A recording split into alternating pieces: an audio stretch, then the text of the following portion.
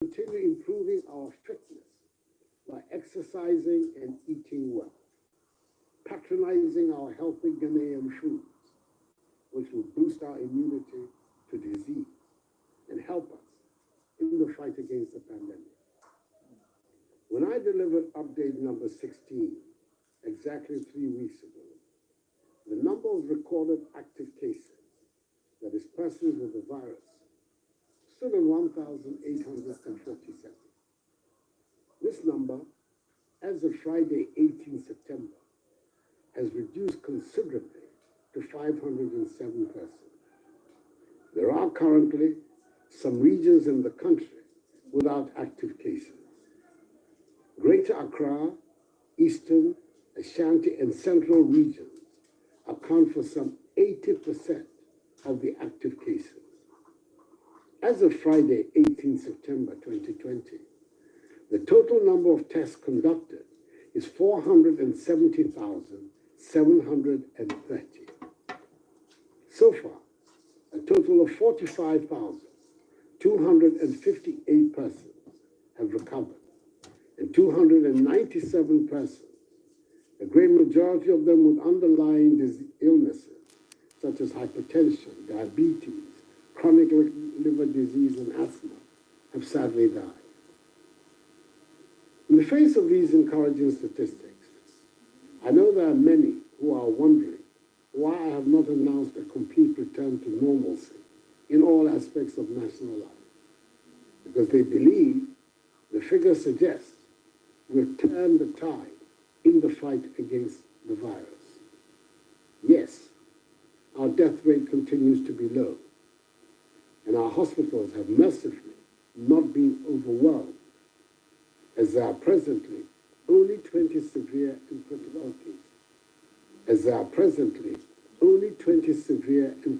cases. Indeed, there are a lot of empty beds in our treatment centers. In the isolation centers, there are virtually no patients under care. But truth be told, we cannot afford at this critical moment to throw caution to the wind and destroy the incredible amount of work undertaken by government, health officials, heroic frontline health workers, and members of the security agencies in bringing us this far. Now more than ever, we must be even more disciplined in our adherence to the personal hygiene, mask wearing, and social distancing measures that have become part of our daily routines. That is the way to eliminate the virus altogether. The experience in other parts of the world show us that the virus can return with a vengeance once you let your guard down. Fellow Ghanaians, in my last address, I announced the reopening of our international airport, Kotoka International Airport, signaling our gradual reintegration with the rest of the world. 16 out of the 23 airlines that operated in Kotoka prior to its closure have again commenced flights to and from Accra. As of yesterday, Saturday, 19 September, a total of 10,061 passengers have been tested at Kotoka. In spite of the requirement that all passengers must be in possession of a negative PCR test result upon their arrival in Ghana, a test which should have been conducted not more than 72 hours before the scheduled departure from the country of origin.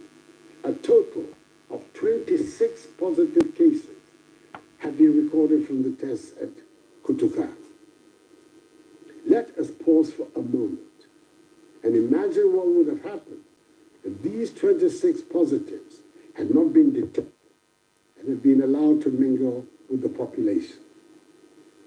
Even though the cost of 150 United States dollars per passenger for the mandatory airport COVID test has been criticized in certain quarters, the value of the test in its speed, accuracy, and savings for passengers who no longer have to bear the cost of the 14-day mandatory quarantine in hotels has been clearly established.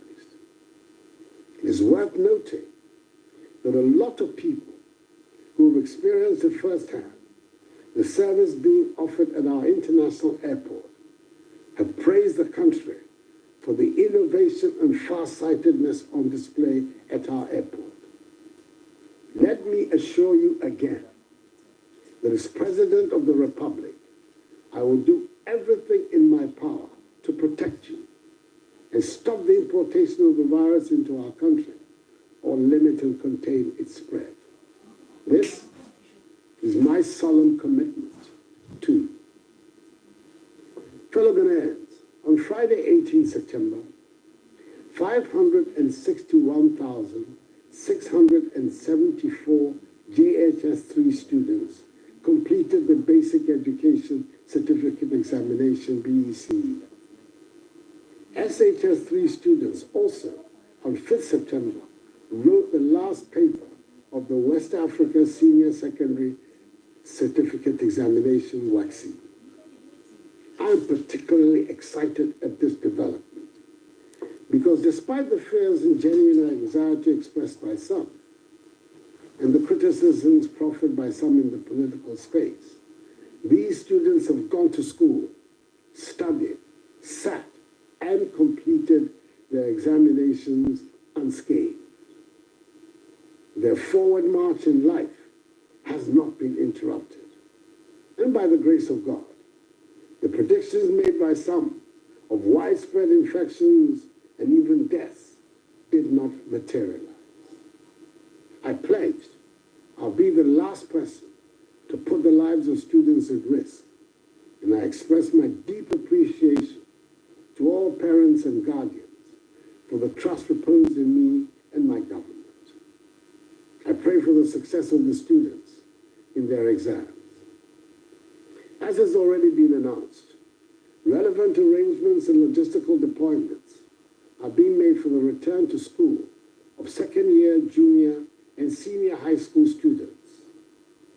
Continuing students in the University of Cape Coast, University of Health and Allied Sciences, technical universities, and some other colleges have returned to school, and I've been reliably informed that adherence to protocols is high. Long may it continue.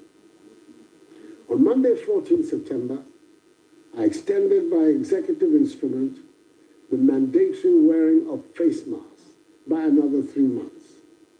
So until 14 December 2020, the wearing of masks remains mandatory, and the law enforcement agencies will be required to ensure this directive is respected by all. It has served us well in the fight against COVID-19. So I urge each and every one of us to wear our masks and do so correctly anytime we leave our homes. It is the new normal requirement of our daily existence until the virus disappears. Towards the progressive easing of restrictions, government has taken the decision to allow the resumption of training in all contact sports, taking into consideration the imminent participation of our national teams in international competitions. Indeed, some national teams have already been given the dispensation to begin training ahead of their international engagements. All sports people who are camped are to be tested regularly. Fellow Ghanaians, with respect to football, after due consultations with the Ghana Football Association, it has been decided that the Ghana Premier League and the Division I Football League will restart on Friday, 30th October, with a full regime of testing of the players, technical and management staff. No spectators will be allowed at the training centers. And when actual competition resumes, seating at all stadia will be limited to 25% capacity to ensure social distancing. Wearing of masks by spectators at stadia will be mandatory. The restart of all other sporting competitions will be determined on a case-by-case basis, pending consultations between the Ministry of Youth and Sports and the respective sport associations. Private burials, still the maximum of 100 persons, can continue to be performed. Our borders by land and sea will remain closed to human traffic until further notice. Beaches, pubs, cinemas, and nightclubs remain closed until further notice. All other institutions that have been declared to function are to continue to do so in strict adherence to the COVID-19 protocol. Enyano, Nyankopon adaroma, niyama eyiye ba, ewo yare no. Nanso, edaso wo, enkoye, enti, yen koso endidi nhyehyeye aban edi ato ho no so. Titiri, ufifia, hyɛ mask, kosi bra obɛbɛhwie. Ɛno na ɛbɛboa ama yɛtumi apam yare efiri yɛn mu. Anyame mmodromo, nibi ya no jogba, ye hela befa. Simu woswe ko hela akra, no ewo. Wo ya no wo ye hela agbajiani. To ni amamo kefosi. Beni ahwe ni wo ye hela ni nkoni. Titire to wasisia wo mask. Kasi beni oba ko se. Energy noni ba wawo ni wo swe hela akra ke jamane. Fellow Ghanaians, as we work to rid the virus from our shores, let us continue to remember at all times that this virus is no respecter of persons and has wreaked its havoc on every country on the planet. There are countries that are imposing lockdowns all over again. Others are imposing curfews, all in a bid to curb the onset of fresh infections and a second wave. Let us continue to look out for one another and remain each other's keeper. United and with one goal in mind, we will emerge victorious in the fight against COVID-19. Zero active cases must be the ultimate aim. My rallying cry to you all remains, this too shall pass, for the battle is the Lord's.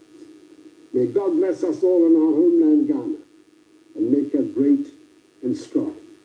I thank you for your attention, and have a good night.